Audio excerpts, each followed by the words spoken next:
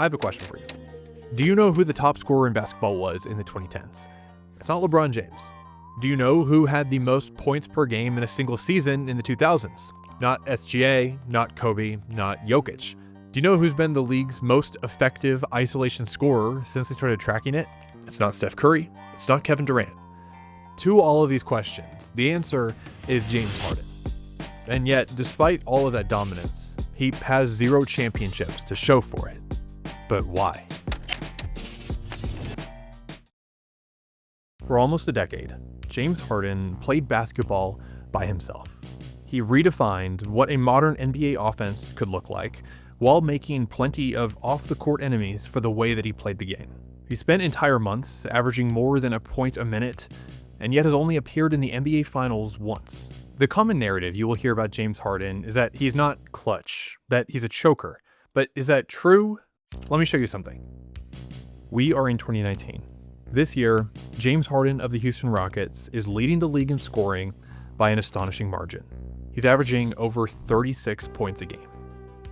On the floor with him right now is Clint Capella, PJ Tucker, Daniel House Jr., and Austin Rivers. All 4 of them combined, they will average 33 points a game in their career. Their opponents tonight are the Golden State Warriors. Their lineup includes former MVP and scoring champ Kevin Durant, 2-time former MVP and scoring champ Stephen Curry, former DPOY Draymond Green, 5-time All-Star Klay Thompson, and former Finals MVP Andre Iguodala. James Harden and the Rockets have pushed the game to overtime. Midway through the period, James takes on and splashes a tall 3 over the 7-foot frame of Kevin Durant. A few plays later, he drives, earning 2 free throws and some animated frustration from Green. That gives him 40 and 41 points for the game and ties the team at 132 apiece. On the other end, Durant loses the ball, but stays with it and dives to save the play. The problem was when he touched the ball mid-dive, he was well out of bounds. He hadn't even been in the court in 2 to 3 steps. That's supposed to be Rockets' ball, but the refs play on. Somehow they just missed the call, despite James and the Rockets' protests. The play continues, and Curry hits a shot to give Golden State the lead. After a timeout, the Rockets inbound the ball to really their only option. Harden takes on Klay Thompson, gets a step ahead, and with literally just a foot or 2 of space, rises to shoot. This is desperate. There's 2 yellow jerseys with hands above him. He's barely open and well outside the 3-point line. But this is Houston's only chance to win this game. Make it, and they win. Miss it, and well, of course, James Harden is not clutch. Harden trying to get free. Down to 3, down to 2, it's a 3. Good! Good! He got it! James Harden, a flamethrower! Harden celebrates, fully assured that he is the best, most unstoppable player in the world right now. And yet, this clutch shot didn't help James Harden win. Not because Houston wouldn't win this game, they did end up safely running out the final seconds of the clock. But this was just a regular season game in January. Both of these teams went on to lose in the playoffs. That year's champion ultimately was the Toronto Raptors and Kawhi Leonard, who hit a game winner in the playoffs that far eclipsed the magnitude of Harden's earlier in the season. Yet, this shot was still awesome. The level of difficulty of this shot is impossible to overstate, and even just taking the shot was wildly bold and ruthless. I personally remember it vividly. I first started watching basketball when I lived in the Houston area during the Harden era. I've followed James Harden's career for more than a decade. And while being arguably the most effective scorer and also one of the most effective playmakers in the modern era, James Harden has never won. How can a player be this dominant and still have no hardware to show for it? That's what we're looking at today. The wild, confusing, uncompromising career of James Harden.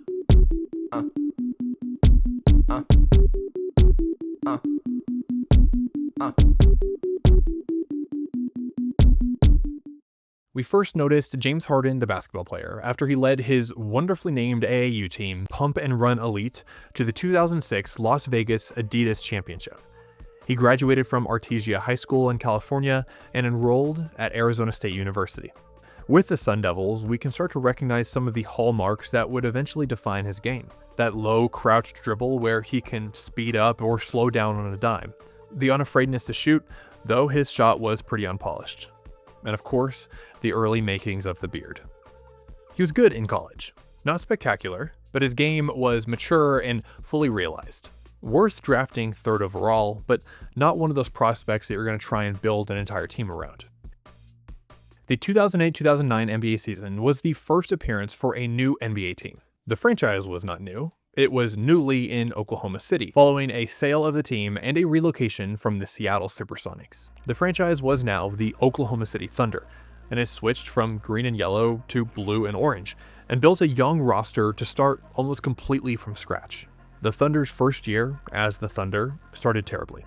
3-29 to begin the 08-09 season. But then the tide began to turn.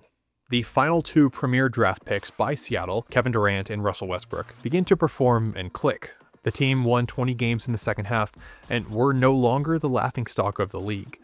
Then, once James Harden joined OKC, the Thunder were suddenly the most promising team in the NBA. They had a core of 3 top 5 picks, all under the age of 23, and all capable of scoring 30 on any given night. Coming off the bench, night after night, James Harden began to adapt his game to the heightened demands of the NBA regular season. The Thunder beat the defending Eastern Conference champion Orlando Magic. They beat the defending NBA champion Los Angeles Lakers. At the end of the season, Kevin Durant earned the scoring title, averaging over 30 points per game, and the Thunder finished with 50 wins and a spot in the playoffs. They ultimately fell short to the Lakers, but the blueprint was clearly working. They proved that was even more true the next year, when they finished 4th in a brutal Western Conference.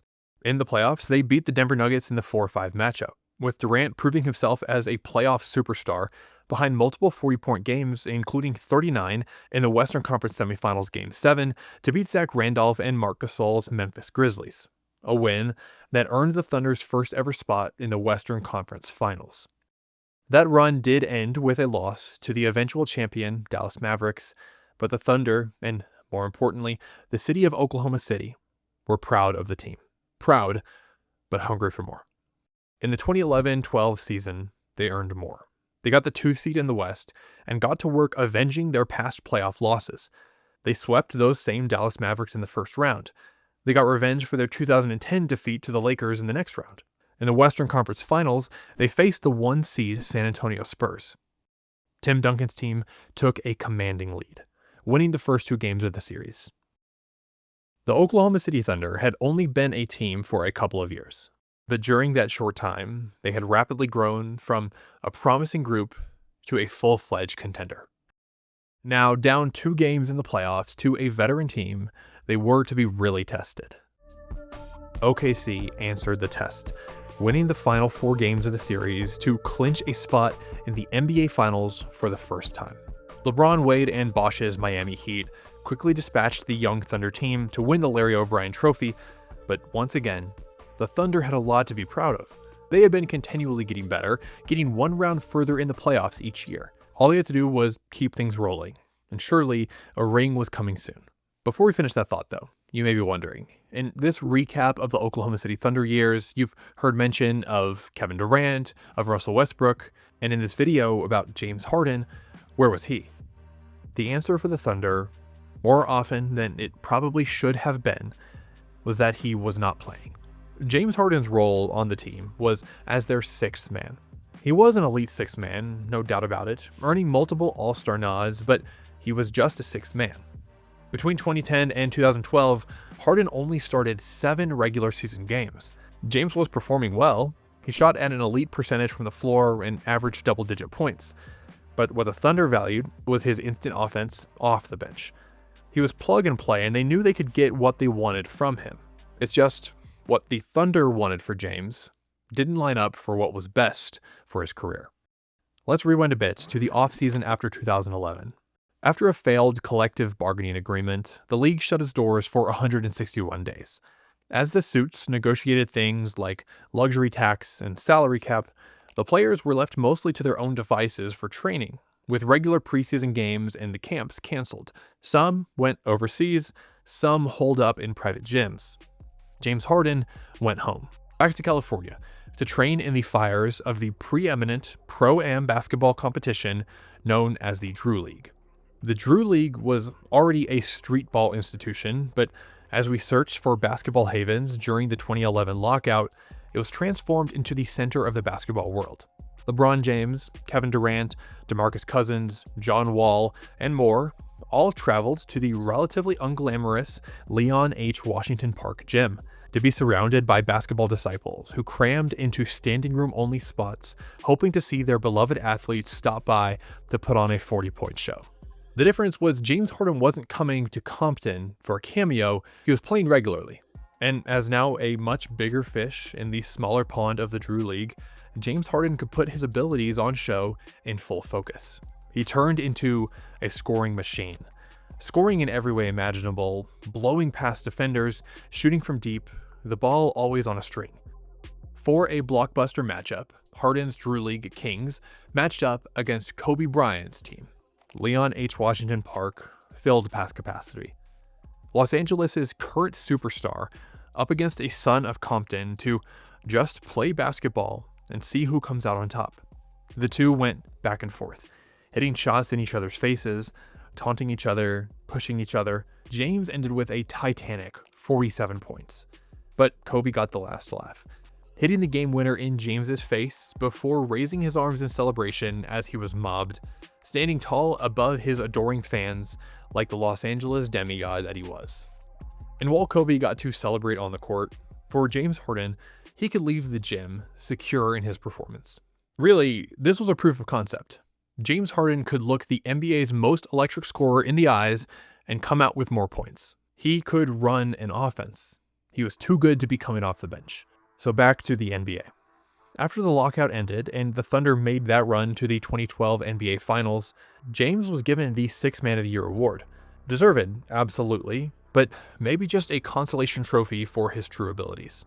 In the offseason, Thunder re-signed forward Serge Ibaka to a $48 million extension, leaving very little financial wiggle room for Harden. Contract negotiations dragged on between the two parties, putting a cloud over the team's offseason. His teammates were badgered with questions about how things were going in the locker room. Harden maintained that he was just trying to get back to playing basketball. But as much as we might want it to be, the NBA is about a lot more than just basketball. In September 2012, Thunder GM Sam Presti said that we have some inherent challenges that we have to face as an organization as a result of the new collective bargaining agreement. I know we'd love to have him here, but at the end of the day, you have to find a way to make it work for everybody. Eventually, the Thunder offered him a contract that, with the luxury tax looming, was short of the max. Harden said no, so he was traded. Just days before the season began, James Harden got on a plane to Texas to become a Houston Rocket. And crucially, James Harden with the Rockets would be a #1 option, the star of the show. Aptly, in the Rockets' red and black, James Harden took off like a rocket ship. He was instantly comfortable with the ball in his hands, making snap decisions between playmaking and scoring. In his first game of the season, he dropped 37 points and 12 assists. This was the third highest point total for any NBA player in history making their team debut. 2 days after this, he went for 45 against the Hawks. This combined total of 82 points was the most scored by a player in their first 2 games for a new team, surpassing Wilt's 79 that he scored back in the 50s. Most players never score 37, much less 45 points in a single game in their NBA career. James Harden just reached those marks in back-to-back games. When James joined Houston, there were some questions. Could he, previously a sixth man, be trusted with the full offensive engine? Within just a week in Houston, these questions had a resounding answer: yes. He notched his first triple-double of his career in February. That same month, he circled the calendar for a marquee matchup against his old team, the Thunder. And he woke up, ate his Wheaties, and dropped a new career high of 46 points in a 122-119 win. By the end of the season, Harden would total 2,000 points, the first Rocket to do so in a season since Hakeem Olajuwon. He reached historic marks in both free throws and free points made, already climbing up Rockets' all-time leaderboards. And yet, from the beginning of his time as a Rocket, something strange was taking place. In the playoffs, Houston got bounced. In that series, Harden shot just 39% from the field and only made 15 threes on 44 attempts. In just a season, the Rockets had reshaped their offense around Harden's genius. Great in theory, but if Harden's offense faltered, Houston fell apart. And really, should I say, when his offense faltered. More on that later. But if James Harden's first regular season in Houston was a rocket launch, his second was the burn. He averaged more points and more assists, more rebounds and more free throws, which admittedly did begin to earn him some ire from the league. For instance, in a December 2013 game, he scored 27 points, with 22 of those being free throws. But objections about the aesthetics of his game aside, Harden was clearly figuring something out about how to be ruthlessly efficient as a scorer, drive, confound the defense, and get to the line if that was what was needed. After all, 2 made free throws are just as valuable as a difficult fadeaway. But don't fall for the easy conclusion here. The shape of Harden's game was not limited to free throws. Between stop-start hesitations and left-handed slings, the hypnotic rhythm of James Harden's offense made incisions in every defense in his path. In the 2013-14 season, the Rockets added Dwight Howard and then won 54 games, with Harden constantly solving the geometry problem of the defense in his way. In the 2014-15 season, the Beard was reaching a fever pitch. He led the league in free throws made. He took the Rockets to 56 wins. He had become the most regular season player in basketball. He missed just 2 games in 3 full seasons, and he led the league in win shares, ahead of Steph, ahead of LeBron, ahead of anyone. Through 2016, he was playing his way into MVP conversations, as when he was on the floor, the Houston Rockets put up excellent and efficient offensive numbers behind James's face-melting scoring rate. When he sat, the Rockets sputtered to a halt. As James's approach to basketball evolved, it's impossible to forget that summer in the Drew League. That was the first time that we witnessed Harden with his hands on the sticks. James kept all the toughness and the grittiness that he learned in California and brought that to the Houston Rockets. The beard was longer and the step back sharper, but Drew League James Harden had officially taken over the NBA. The Rockets did make the playoffs each of the years that Harden was in the Lone Star State, but they never enjoyed meaningful postseason success. In 2014, after 54 wins, they had earned home court in round 1 and looked ready to make a run. But Portland's LaMarcus Aldridge stood in their way, scoring 89 points combined in games 1 and 2. The Rockets clawed their way back to force Game 6 in Portland, and then in a game that they led for 47 minutes and 59 seconds, Damian Lillard hit a buzzer beater that changed his career. A 3 wins the series. It's Lillard. He got the shot off. Lillard, good! And the Blazers win the series for the first time in 14 years! Harden finished, averaging 26 points on nearly 44 minutes a game played, but it wasn't enough. In 2015, it felt like the Rockets finally broke through after stunning the Clippers in the second round with a miracle comeback to make the first Western Conference Finals of the Harden era. Then, Harden was incredible, near triple-doubles in games 1 and 2 against the Warriors and 45 points in game 4, but Steph and Golden State were more incredible, outgunning Houston. And ultimately, the final game of the series, Game 5, Harden turned the ball over 13 times. A new playoff worst, ending the Rockets season. In 2016, after limping into the playoffs at exactly 500 with just 41 wins, the Rockets were matched again against the Warriors, coming off the best regular season in NBA history. Houston never stood a chance. Harden had one big night with 35 points in Game 3, but the series lasted only 5 games, and the Rockets were sent home with more questions than answers. To answer some of those questions, the Houston front office decided to make a bold decision, saying goodbye to head coach JB Bickerstaff and bringing in veteran NBA coach Mike D'Antoni. D'Antoni's resume has often been dismissed as mostly flash. In 12 prior NBA seasons, his teams have missed the postseason 6 different times and lost in the first round 3 times. But the Rockets chose to believe in D'Antoni for the 2016 season. So Mike D'Antoni is probably best known for coming up with revolutionary offensive schemes. He led the 7 seconds or less Suns in the mid-2000s and the mid-2010 Lakers to a small ball, fast-paced offense. He wasn't always the most successful coach. His defenses left something to be desired, but he for sure knew how to make changes and try new things. And the new thing that he brought to the Rockets was to launch threes. Lots of threes. In the 2016-17 season, the average NBA team shot just under 27 threes a game. Houston shot over 40 a game. The next closest team was hovering around 33 a game.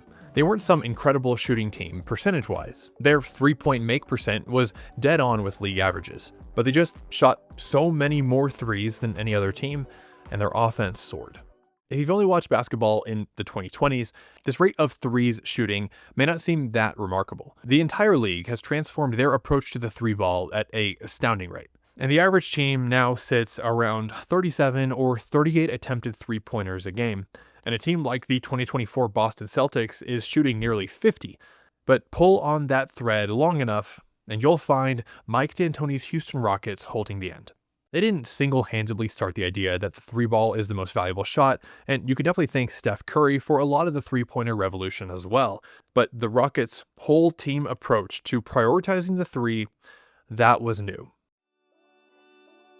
On top of this, D'Antoni had a new scheme built for James Harden specifically. He gave James the keys to the team, making him the full-time point guard, as opposed to a combo or a shooting guard like he was prior. In the opening game to the 2016-17 season, James Harden scored 34 points and grabbed 8 rebounds, but even more notably, racked up a career-high 17 assists. On New Year's Eve, he stood up the Knicks for 53 points, 17 assists, and 16 rebounds, the first ever 50-15-15 stat line in NBA history. In January, he recorded another 50-point triple-double against the 76ers. In March, he recorded 4 triple-doubles in a row, bringing him to 19 on the season, a mark only reached by a few guards, much less one who was also scoring 40 points and almost looking bored while he did it. By the close of the season, the Rockets ended up with 55 wins, the 3 seed in a tough Western Conference, and by far the most points per game by any team that was not the Kevin Durant Warriors. Mike D'Antoni was named the Coach of the Year, and James Harden, in a true step-up year, was the MVP runner-up, averaging almost 30 points a game and leading the league in assists at over 11 a game. Faint were the memories of James Harden and OKC coming off the bench. All we could see now was a dominant, creative, efficient leader of a new-look Rockets team. No one realized that he had another gear to shift to. Between 2017 and 2020, James Harden became the most ruthless scorer that the NBA has maybe ever seen. Do I think James Harden is an efficient scorer? Is that what you just asked me? Yes, sir. Tell me why I shouldn't hang up on you. The man is the greatest scorer in the game. He can go to the free throw line anytime he wants. He's got one of the nastiest handles in the game. You can't stop from getting to the basket. He's shooting threes. He's getting to the hole at will. He gets to the free throw line at will. He's averaging 40. He's dropped 35, 29, 50, 32, 47, 35, 35, 39, 41, 45, 41, 43, 44, 38, 32, 42, 43, 38, 57, and 58. Do you understand? Day and night, I toss and turn, I keep stressing my mind. I look for peace, but see I don't attain what I need for keeps this silly game we play. Now look at this, madness the magnet keeps attracting me. I try to run, but see I'm not that fast. I think I'm first, but surely finish last. It's common, probably too common, to say that a player has broken a sport. But in James Harden's case with basketball, I think it's really true. If you're putting on a positive lens, James Harden broke basketball because he was unguardable. Teams tried to limit him, but they couldn't. Harden was certainly the #1 topic of every team's prep session, trying to figure him out, but no matter how many defenders, what size of defenders, what ability of defenders that you threw at James, he could still get to the step-back 3, or to the layup, or to the free throw line. He took the most shots in the league, and often generated those shots completely by himself. But if you put on a negative lens, James Harden broke basketball because his offensive efficiency didn't really generate the prettiest games. He seemingly was always shooting free throws, engineering the rules like an additional weapon in his offensive arsenal, doing things like trapping defenders' arms as he went to the rim and drawing foul calls on long threes that felt like they always rattled in for a 4-point play. If you were an opposing fan, it would be infuriating to watch, as it felt like no matter what, James Harden either scored or got to the line or both. Now, to show the kind of incomprehensible scoring rate that James Harden was putting up during this era, I'm going to rattle off some numbers. Stats aren't always the best way to show a story, but for a player as offensively relentless as James Harden was, they do tell a story. In 2018, Harden averaged 30.4 points per game. In 2019, he averaged 36.1. In 2020, 34.3.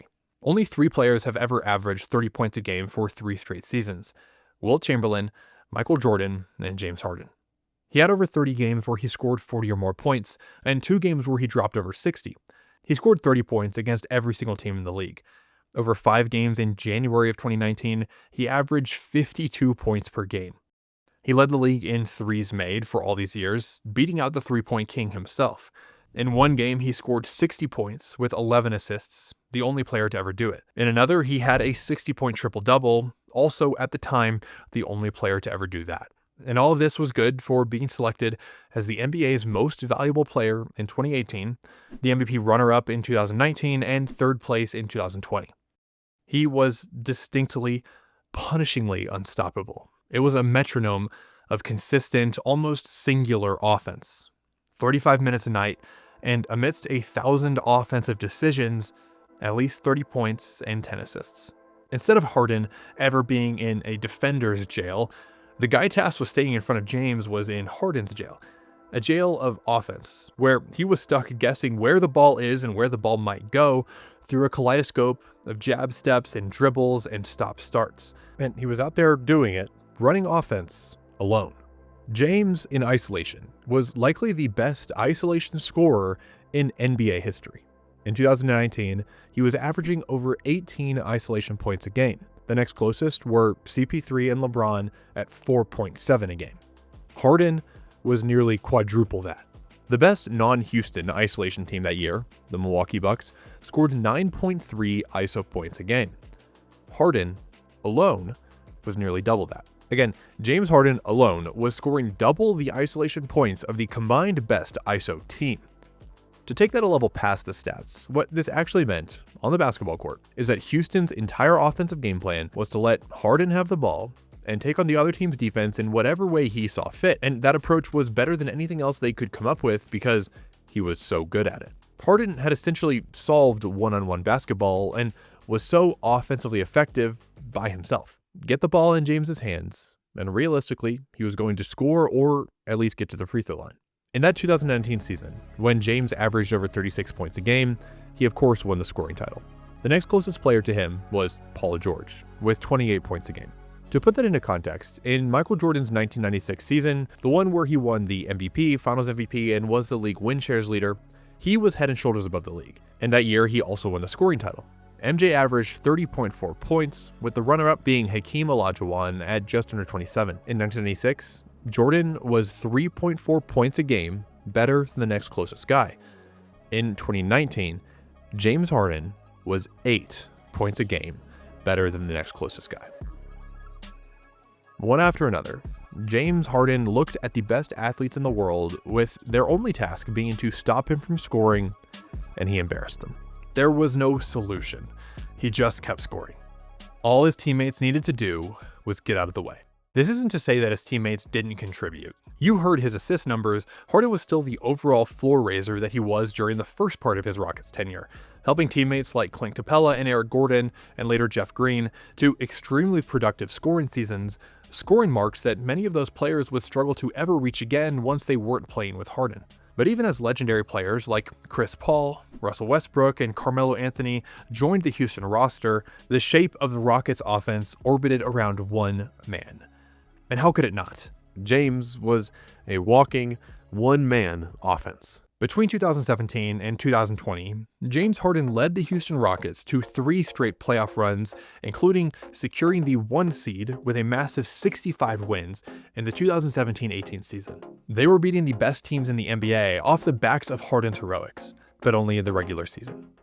Because the deeper that the Rockets went into the playoffs, the more that Houston's centralization around James revealed itself as a weakness. He took more shots than any other player in the league, but James, as much as he could try, could not score enough points to win a game alone. And the other piece of this is that when it's crunch time in the playoffs, teams look to their star player to bring them through those moments, to score the clutch basket or orchestrate the final possession.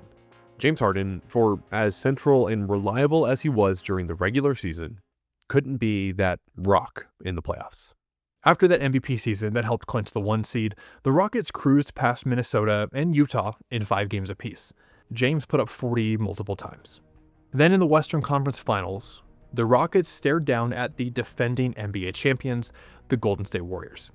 This Golden State team, the 2017-18 Warriors, in the moment felt like one of the best NBA teams ever assembled. And that has absolutely proven true as we look back with hindsight. The Warriors' core of Steph, Klay, and Draymond that had led the team to the 2015 championship and 2016 finals after the best regular season in NBA history, that trio was still intact. And on top of that, Harden's old teammate Kevin Durant had joined the team, giving them another unstoppable scoring threat, one who earned the Finals MVP after they won their 2nd ring in 3 years in 2017. Altogether, the 2018 Warriors seemed basically unstoppable. On paper, this series probably shouldn't have been close, but paper doesn't always mean much. This Rockets team was well built to counter the Warriors. They consistently slowed the game down, limited the Warriors' scoring bursts, and they were always hunting mismatches in an iso ball approach. James dropped 41 points in Game 1, was the highest scoring player of any player in Game 4, and despite a stinky shooting night in Game 5, the Rockets still won. Suddenly, they were up 3-2 in the series, and 1 game away from the NBA Finals. After the Warriors won Game 6 while Chris Paul sat on the sidelines due to injury, the series headed to a deciding Game 7 in Houston. This was going to be a tall order. Harden was playing without his right-hand man, Chris Paul, the only man other than him who could really unlock the Houston offense. So the Rockets went back to the game plan they knew best. Taken by a weasel for the Rockets. His heart open for 3. Thompson played well against Harden the other day at the defensive end. That counts on the foul. It's a 3-pointer plus the foul with the lead for Capella. And Houston is chasing a double-digit lead. Oh, set up beautifully for series long has been doing a good job of breaking and diving and coming up with that. Both, and on the back tap, it's kept alive by Grant. Oh, his ball stolen by Harden. Harden with the stop.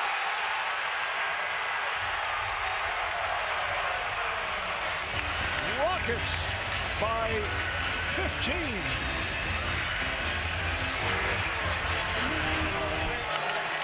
This is unbelievable.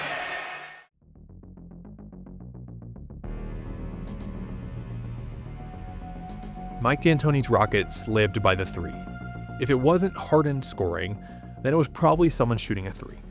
This game plan, naturally, comes with some variance. With a few minutes left in the second half, Eric Gordon hit a 3-pointer.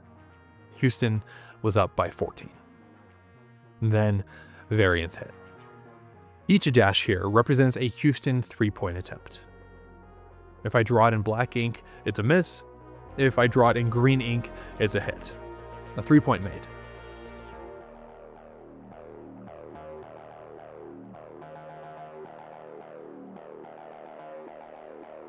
And yes, you are not seeing this incorrectly.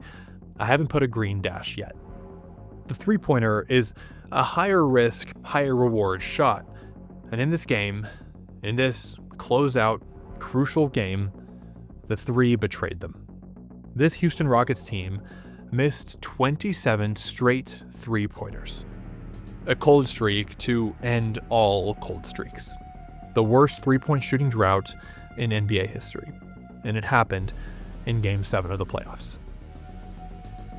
The Warriors moved on to the NBA Finals to sweep the Cavaliers and win their third ring in 4 years. They looked almost bored in that finals. Really, the only scare the Warriors had suffered in the entire postseason was to James Harden. But almost doesn't matter much in sports. Because even though James Harden nearly beat one of the greatest basketball teams ever assembled without the help of Chris Paul due to injury, he still didn't win. Again, he bowed out of the playoffs. I don't have really anything to say to help conclude this section. There's no real moral to take away. If basketball was fair, this shouldn't have happened. Harden was the best player in the world. He brought his team as far as they could possibly go. But basketball isn't fair. And in the biggest game of James Harden's career, Houston's weapons failed while Steph and the Warriors couldn't miss.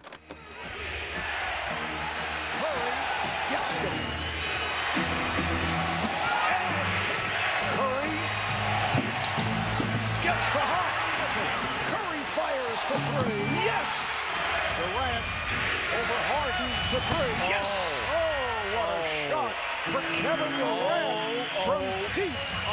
To Cleveland tonight. Houston, 6 of 40. Curry for three. Yes, right on target. This crowd is stunned. The 65-win Rockets are knocked off. This was James's best season yet. He had the least team support, scored and assisted the most, won the MVP, and still, sometimes you just miss 27 threes in a row and lose. The next 2 years of Houston Rockets playoffs were slightly less heartbreaking, but no more successful. In 2019, Houston bowed out in the second round to Golden State again. This time, the Warriors looked even more mortal after Kevin Durant went down with an injury, but Harden and the Rockets still couldn't land that knockout punch, losing Game 6 at home as Steph Curry scored 33 second-half points on a busted finger and a bad ankle. Harden finished that game with 35, but crucially, a quiet final 3 minutes dribbling out possessions. In 2020, after trading Clint Capella and Chris Paul and going all in on a small ball experiment built entirely around Harden and Russell Westbrook, Houston made it to the playoffs as one of the strongest contenders in the West. In the first round, they ran into a tough OKC team helmed by former teammate CP3. Harden's heroics were on full display. He was the top scorer of both teams in 5 of the 7 games that Houston and the Thunder played. He averaged 30 points and 8 assists in the series. In the decisive Game 7, OKC's Lou Dort demanded the ball, shooting 21 times for 30 points, including 6 three-pointers. As the end of the game neared, a PJ Tucker floater put Houston up by 1, and then it got sloppy on both sides of the ball, including a Green turnover, a Chris Paul miss, and a Westbrook missed layup. Then, Dort got the ball on the wing and rose up to shoot with Harden in his face. He embraces this moment going against his former team. Houston got its hands on it. Dort for three, blocked by Harden. Dort got it back, tried to throw it off Harden, and missed. The timeout, but this is an outstanding job by James Harden. That's a winning play. That's a winning play by James Harden, not on the offensive end, but on the defensive end. With that, hey, that is a familiar face. Houston was through to the next round in 7 games, behind a scoring masterclass and clutch defensive play from James. But then they ran straight into the 1 seed, LeBron James, Anthony Davis, and the Los Angeles Lakers. Against LA, Houston got squeezed out by their size and physicality, and Harden couldn't get through. They lost in 5 games, and the Lakers won the ring. Harden's system worked in the regular season. It was ruthlessly optimized, but the playoffs are built and won on chaos and on adaptation, on reacting to moments that aren't supposed to happen. Harden's offensive game eliminated randomness completely as he methodically, night after night, picked apart defenses and made shots, but the NBA playoffs require you to play and be comfortable in the margins and the randomness. Also, in the playoffs, referees are more likely to let ticky-tack fouls go and instead let the teams play a more physical and intense style of basketball that's more suited to the level of the playoffs. In that environment, Harden's effectiveness was dulled, but that cannot be the whole story. He was still a ruthlessly effective scorer and playmaker, free throws aside. There was something happening mentally that I don't think I can explain, or really anyone can probably explain. It seemed James Harden was just not ready to perform on the biggest stage of the playoffs. Of course, you can point to that nightmare Game 7 versus the Warriors, where he shot 2 for 13 from deep during that 3-point drought. But there was also Game 6 versus the Heat in the 2012 finals, where a much younger Harden shot 4 for 15 from the field and looked lost against the Miami Heatles. Or Game 6 versus the Clippers in 2015, when he, as the team's number 1 option, sat on the bench while the Rockets came back from a 19-point deficit to beat LA. Or Game 6 against the Spurs in 2017, where he finished the game with 10 points and 6 turnovers, and fouled out in a blowout loss to a Spurs team that was missing both Tony Parker and Kawhi Leonard. As good, as elite, as James Harden was in the regular season, he couldn't convert this to the playoffs. For 82 games, James would take over the league, and then in the 5 or 7 games when it counted, he ceded his control.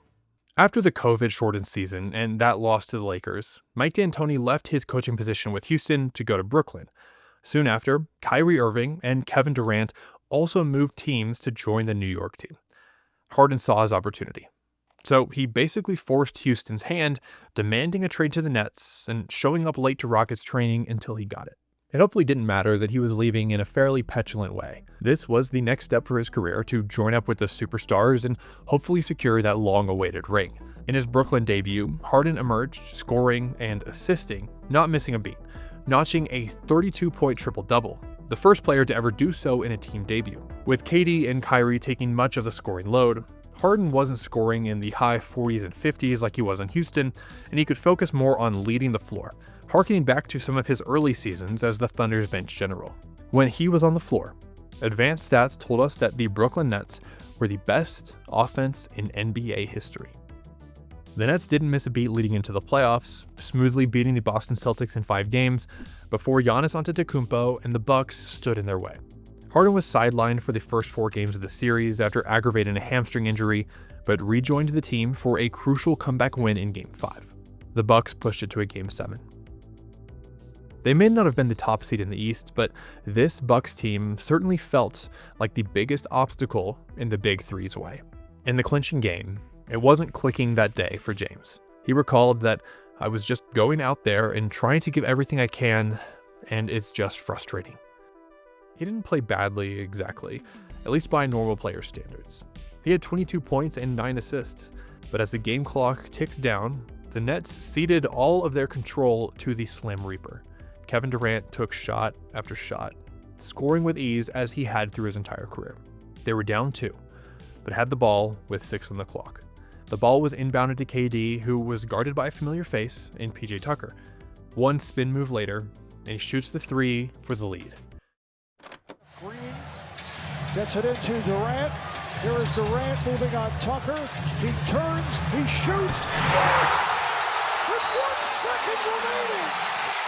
1 second left. Durant. As the Nets regrouped, it quickly became clear that the shot was good, but it wasn't a 3-pointer. KD's toe touched the 3-point line, and so it was a 2. Just a game-tying shot, but that would be okay. Just win in overtime.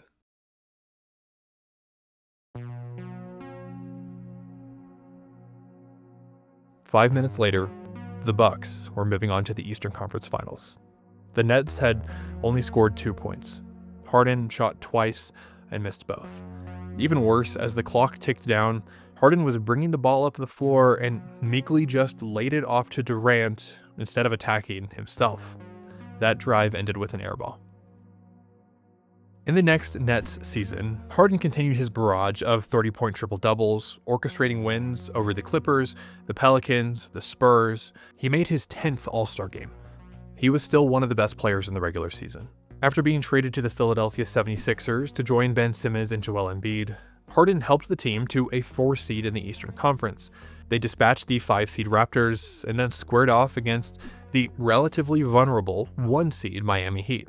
In a Game 6 Philly loss that sealed the series for the Heat, Harden scored only 11 points. The next year, a similar story.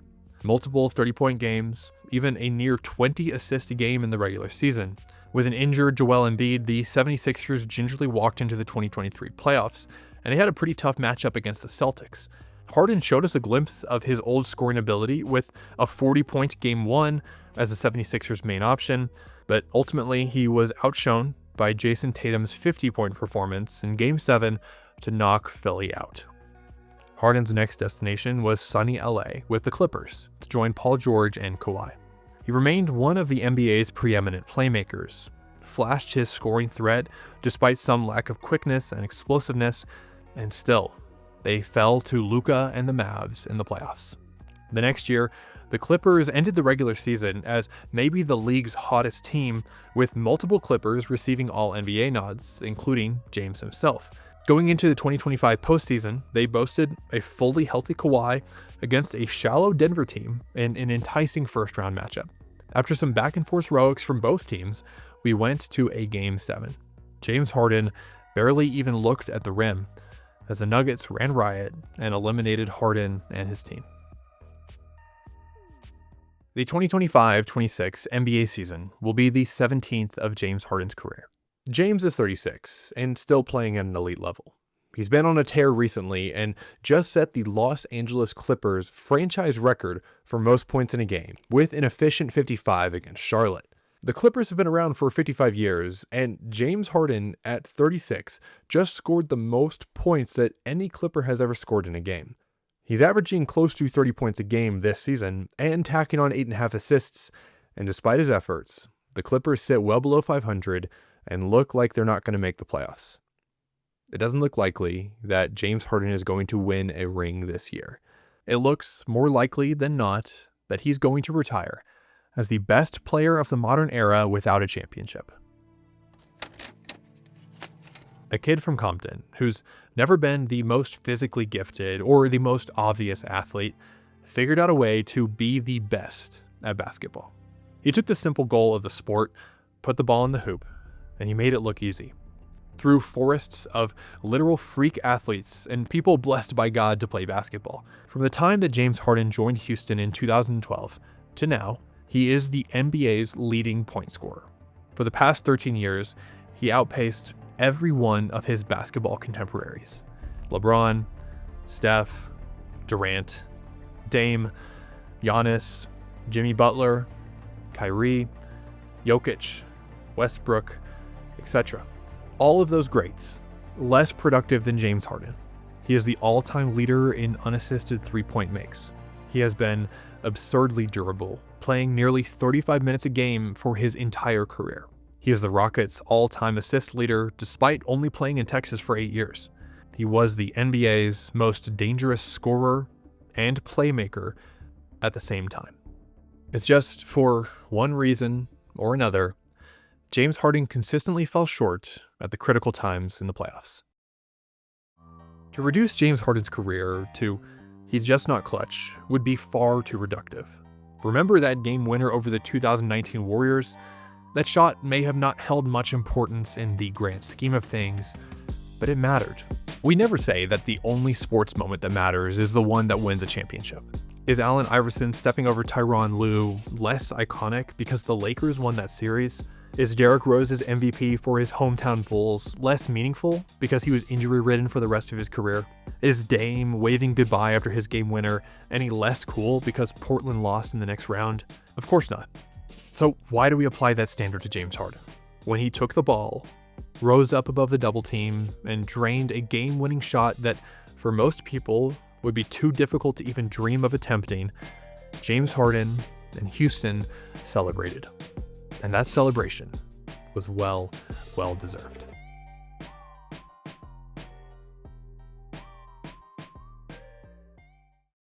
Thank you so much for watching. I really hope that you enjoyed the video. This has been one that I've been excited to make for a long time. James Harden has been my favorite player, like I said, since I've been watching basketball when I lived in Houston, and I hope I did his career justice. He's an interesting one for sure. If you like videos like this, you can subscribe to my channel here on YouTube. I've got more coming like it, and I'll see you in the next one.